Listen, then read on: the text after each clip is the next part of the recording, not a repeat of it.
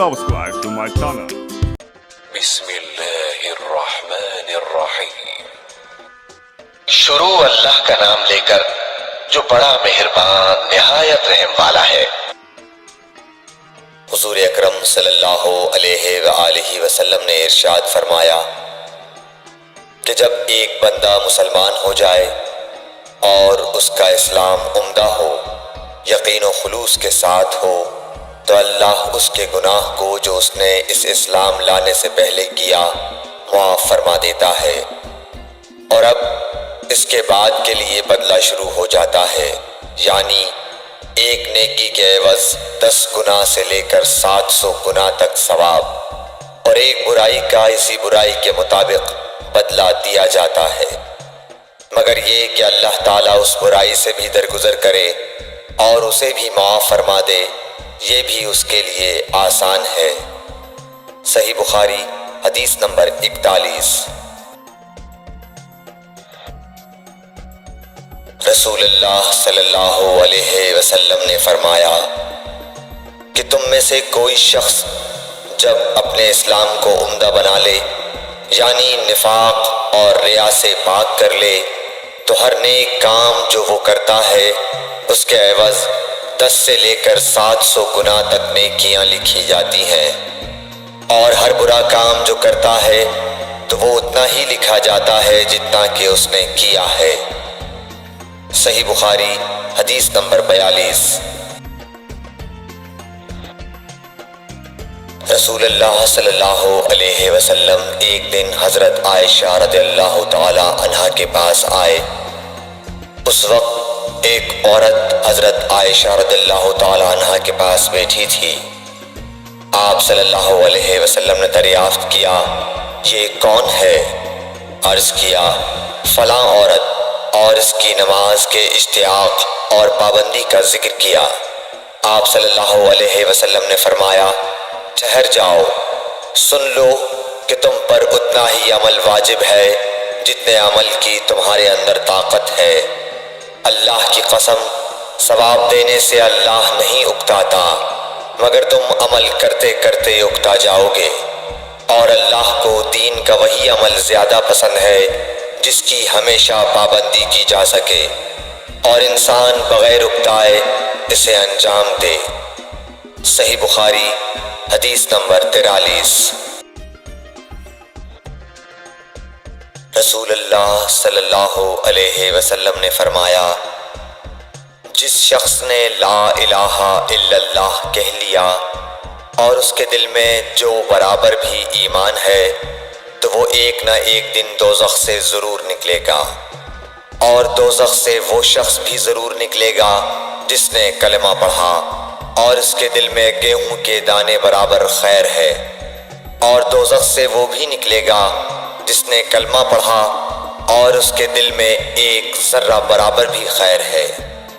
صحیح بخاری حدیث نمبر 44۔ ایک یہودی نے حضرت عمر بن خطاب رضی اللہ تعالیٰ عنہ سے کہا کہ اے امیر المومنین، تمہاری کتاب قرآن میں ایک آیت ہے جسے تم پڑھتے ہو، اگر وہ ہم یہودیوں پر نازل ہوتی تو ہم اس کے نزول کے دن کو یوم عید بنا لیتے۔ آپ نے پوچھا، وہ کون سی آیت ہے؟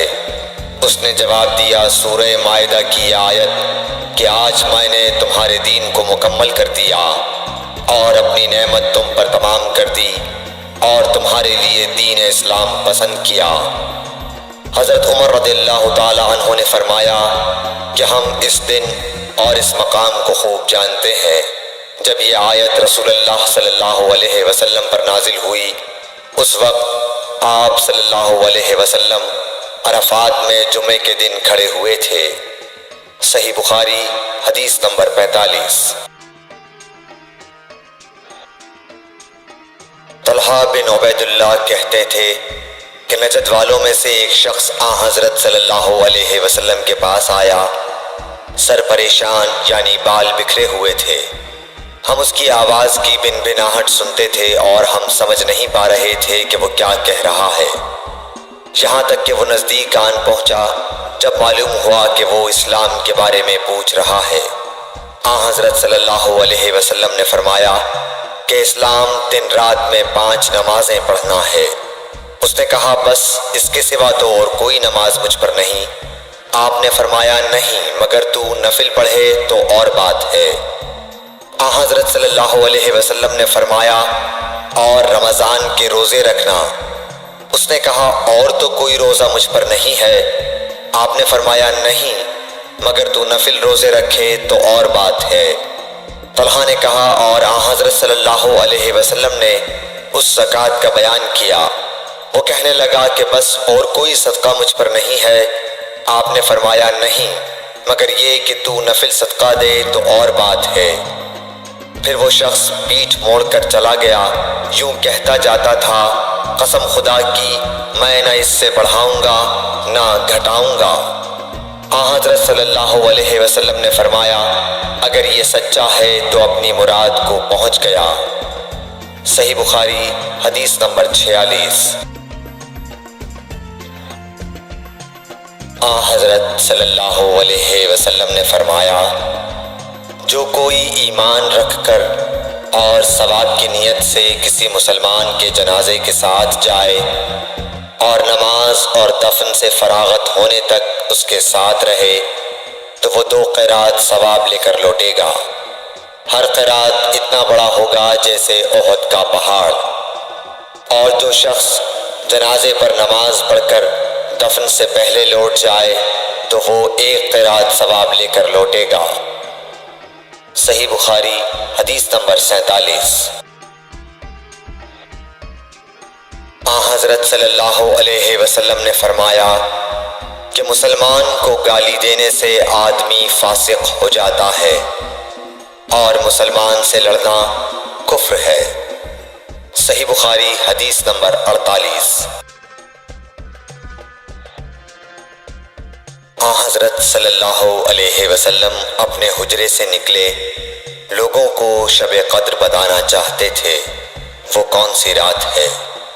اتنے میں 2 مسلمان آپس میں لڑ پڑے۔ آپ صلی اللہ علیہ وسلم نے فرمایا میں تو اس لیے باہر نکلا تھا کہ تم کو شب قدر بتلاؤں، اور فلاں فلاں آدمی لڑ پڑے تو وہ میرے دل سے اٹھا لی گئی، اور شاید اسی میں کچھ تمہاری بہتری ہو۔ تو اب ایسا کرو کہ شب قدر کو رمضان کی 27ویں، 29ویں اور 25ویں رات میں ڈھونڈا کرو۔ صحیح بخاری حدیث نمبر 49۔ ایک دن حضرت صلی اللہ علیہ وسلم لوگوں میں تشریف فرما تھے کہ آپ کے پاس ایک شخص آیا اور پوچھنے لگا کہ ایمان کسے کہتے ہیں۔ آپ صلی اللہ علیہ وسلم نے فرمایا کہ ایمان یہ ہے کہ تم اللہ پاک کے وجود اور اس کی وحدانیت پر ایمان لاؤ، اور اس کے فرشتوں کے وجود پر، اور اس اللہ کی ملاقات کے برحق ہونے پر، اور اس کے رسولوں کے برحق ہونے پر، اور مرنے کے بعد دوبارہ اٹھنے پر ایمان لاؤ۔ پھر اس نے پوچھا کہ اسلام کیا ہے؟ آپ صلی اللہ علیہ وسلم نے پھر جواب دیا کہ اسلام یہ ہے کہ تم خالص اللہ کی عبادت کرو اور اس کے ساتھ کسی کو شریک نہ بناؤ، اور نماز قائم کرو، اور زکوٰۃ فرض ادا کرو، اور رمضان کے روزے رکھو۔ پھر اس نے احسان کے متعلق پوچھا۔ آپ صلی اللہ علیہ وسلم نے فرمایا احسان یہ ہے کہ تم اللہ کی عبادت اس طرح کرو گویا تم اسے دیکھ رہے ہو۔ اگر یہ درجہ نہ حاصل ہو تو پھر یہ تو سمجھو کہ وہ تم کو دیکھ رہا ہے۔ پھر اس نے پوچھا کہ قیامت کب آئے گی؟ آپ صلی اللہ علیہ وسلم نے فرمایا کہ اس کے بارے میں جواب دینے والا پوچھنے والے سے کچھ زیادہ نہیں جانتا، البتہ میں تمہیں اس کی نشانیاں بتلا سکتا ہوں۔ وہ یہ ہے کہ جب لونڈی اپنے آقا کو جنے گی، اور جب سیاہ اونٹوں کے چرانے والے دیہاتی لوگ ترقی کرتے کرتے مکانات کی تعمیر میں ایک دوسرے سے بازی لے جانے کی کوشش کریں گے، یاد رکھو قیامت کا علم ان 5 چیزوں میں ہے جن کو اللہ کے سوا کوئی نہیں جانتا۔ پھر آپ صلی اللہ علیہ وسلم نے یہ آیت پڑھی کہ اللہ ہی کو قیامت کا علم ہے کہ وہ کب ہوگی۔ پھر وہ پوچھنے والا پیٹھ پھیر کر جانے لگا۔ آپ نے فرمایا کہ اسے واپس بلا کر لاؤ۔ لوگ دوڑ پڑے مگر وہ کہیں نظر نہیں آیا۔ آپ صلی اللہ علیہ وسلم نے فرمایا کہ یہ جبرائیل علیہ السلام تھے جو لوگوں کو ان کا دین سکھانے آئے تھے۔ صحیح بخاری حدیث نمبر 50۔